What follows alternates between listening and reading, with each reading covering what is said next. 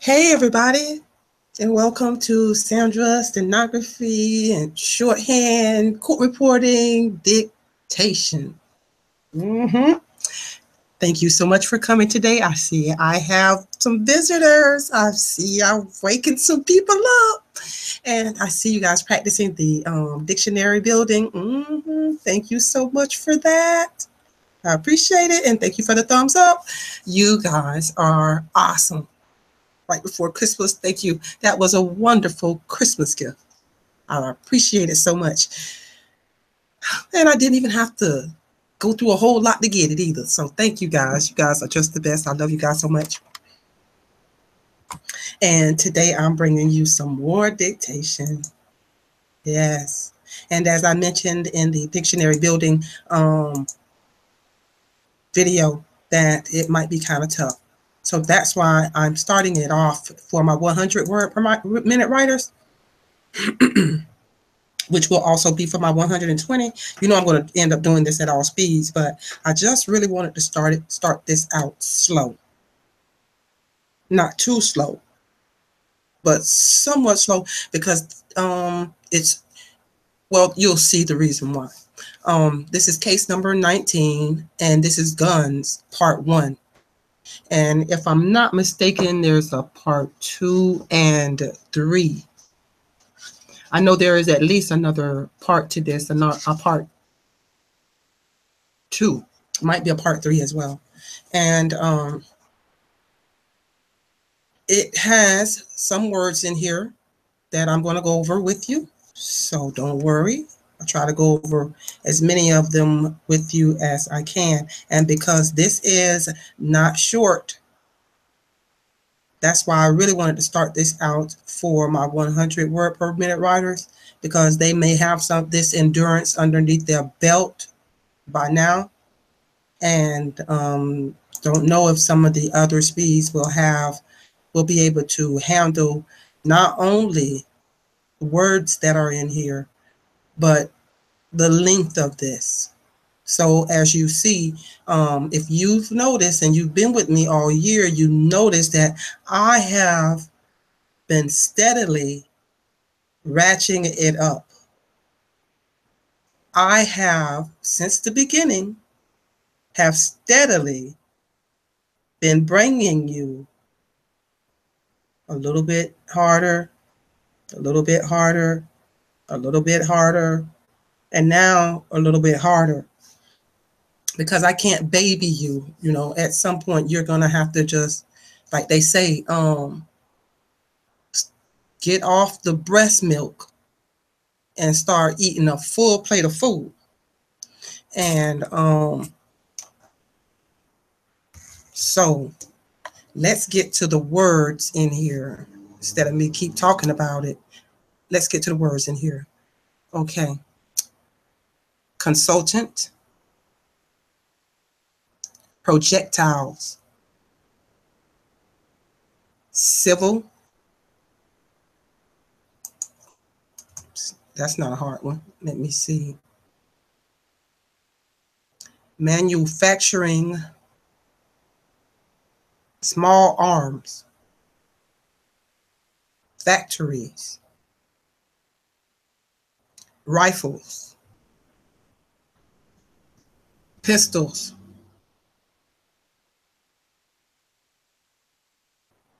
ammunition, homicide, identification,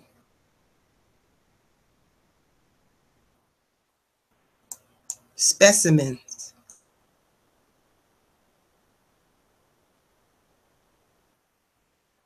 cartridges, bullets, shells, chamber, Springfield,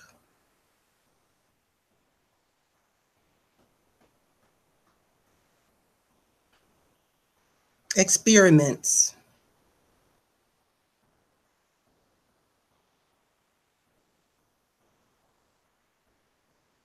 adjustant,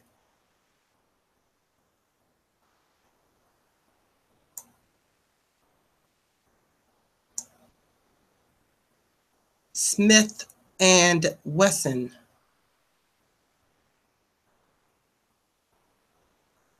.38 caliber, hammerless,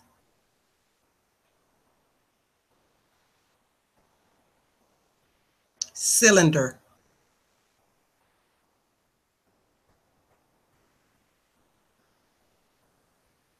bulge,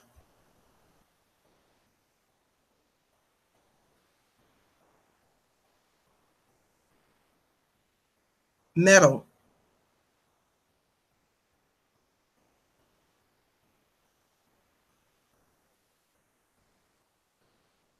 bore, B-O-R-E,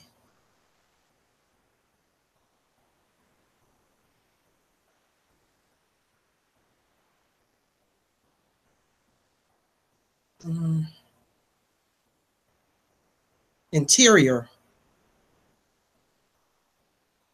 drilling, reamer, R-E-A-M-E-R,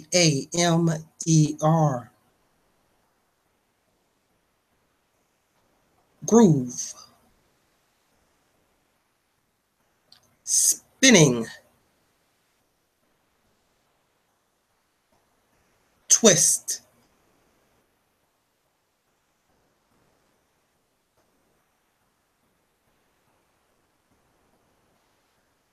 gutters, G-U-T-T-E-R-S, successively, predetermined, one thousandths, one thousandths, irregularities, magnified, microscope, contours, depressions, elevations, cutter,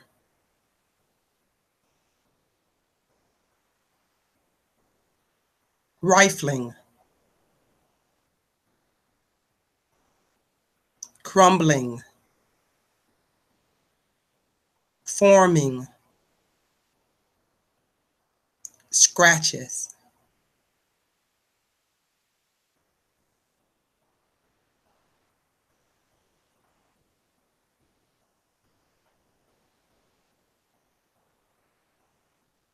oil, emery, splashed, molten,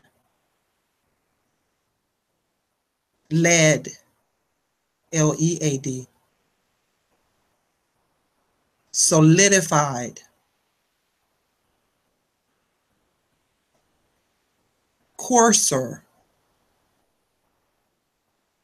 C-O-A-R-S-E-R,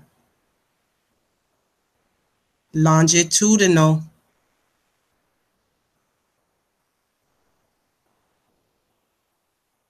majority,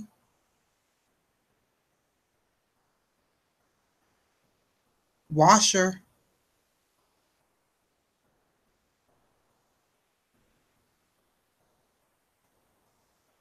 having any problems with any of those or any of the other ones that I may have missed, please go to Briefpedia and be sure to look them up.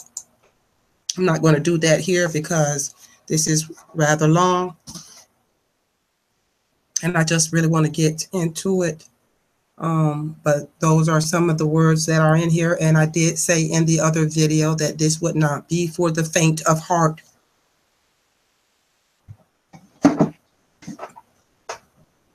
We shall now enter into the abyss with this. But hang in there with me. If do the best you can. And remember, if you don't have these briefs yet, once you write this a couple of times with your briefs, it won't be a problem. So don't get discouraged. I'm always just joking about stuff like this, like entering into the abyss and stuff like that. It's just a joke. So with practice, if you can't write this now, you will be able to practice. You will be able to write this, okay? So I'd like to get into case number 19, guns part 1 at 100 words per minute. Are you ready? Let's write.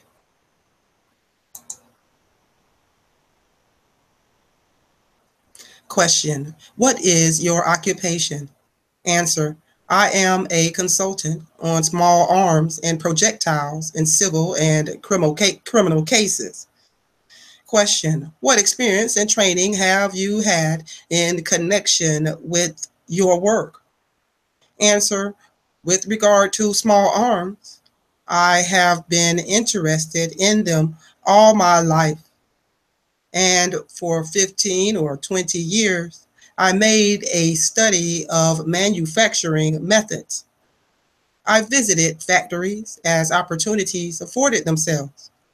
I have visited all the major small arms factories in this century, frequently as an ordnance officer of the Army. I have taken special courses in the manufacture of rifles and pistols, and I have made a study of everything I have been able to find published in various languages on the subject of arms and ammunition and their relation to homicide cases and methods of identification. I have personally collected many hundreds of arms for reference specimens and also samples of ammunition of all types used in small arms manufactured by the various companies. I have also collected countless cartridges, loose bullets, and unloaded shells, and specimens of bullets that were fixed through hundreds of different known arms of different manufacture and models. And I have conducted experiments of numerous kinds to determine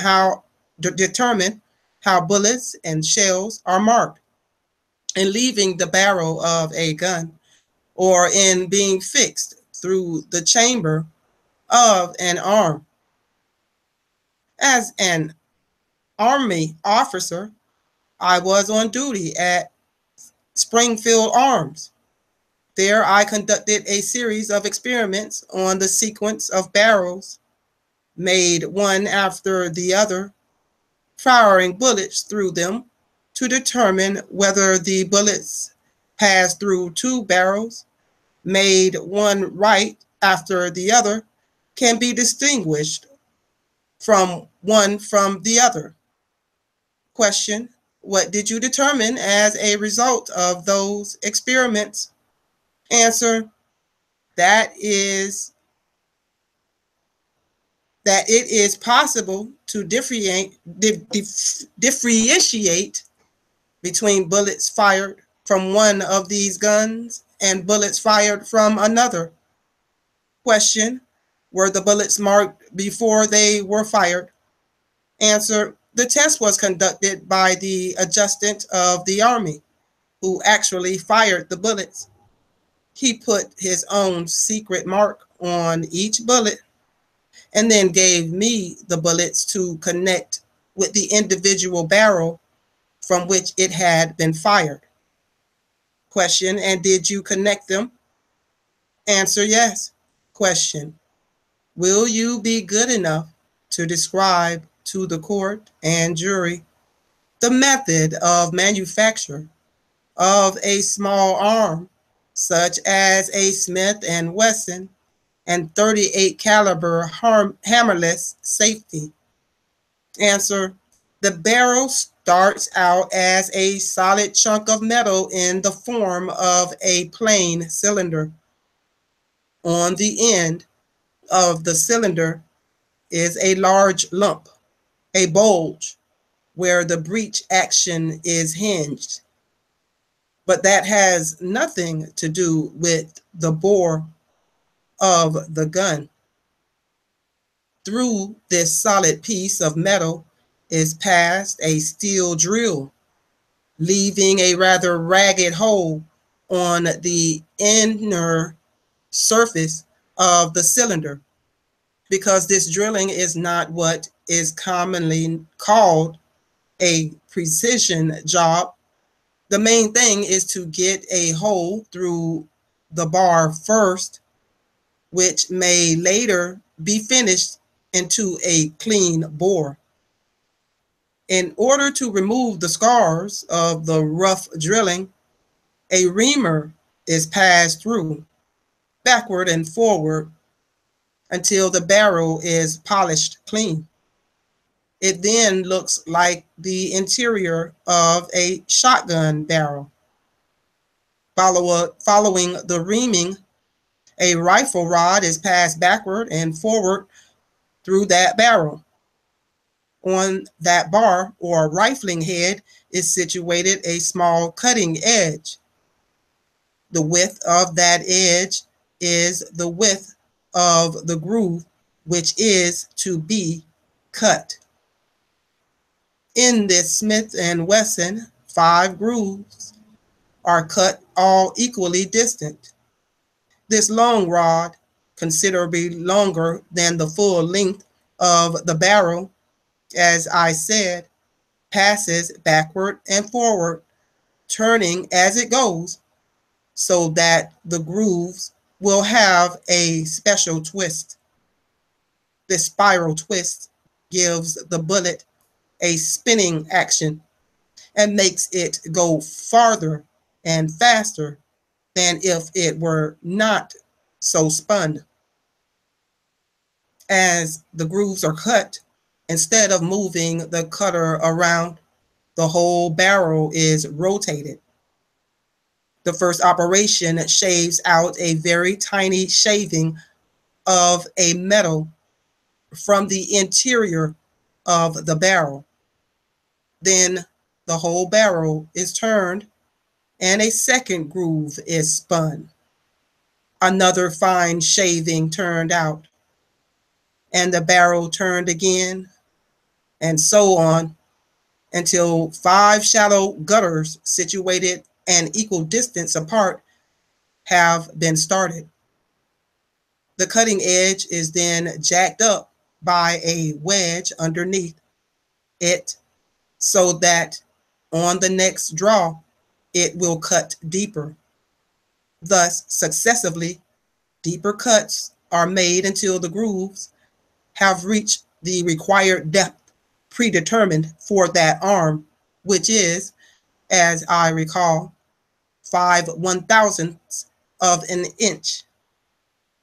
The grooves, which to the naked eye form perfect arcs, are actually interrupted by tiny irregularities, teeth practically, which exist on any fine cutting edge when it is magnified under a high-power microscope.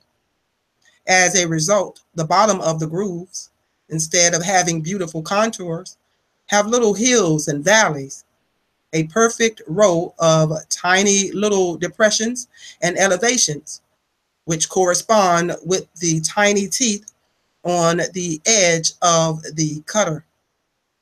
Now, when you draw one piece of hard metal against another, wear occurs, and such wear occurs so rapidly and steadily in this rifling operation that these edges are constantly crumbling and new teeth are constantly forming. In consequence, the tiny barrel scratches left in the grooves are not the same as are left in other grooves, and no 2 grooves in the same barrel are alike with reference to the fine scratches as they run along the bottom of the groove. After the rifling operation, a rod with a washer on it is put on the barrel, and molten lead is poured into it, and oil and emery splashed onto the molten lead.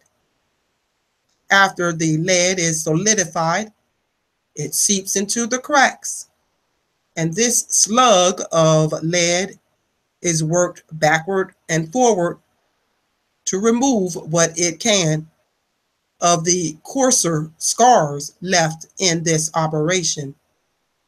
This also produces longitudinal scars, as if tiny bits of emery are caught in the lead of the barrel and rubbed down and up. And so these elevated surfaces also are not perfectly free from scratches, although the majority of the scratches are present in the grooves.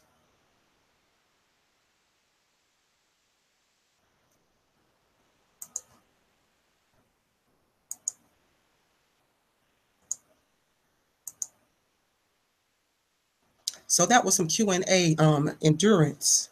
Excuse my bobbles that I made in there, but that was pretty much 100 words per minute on guns.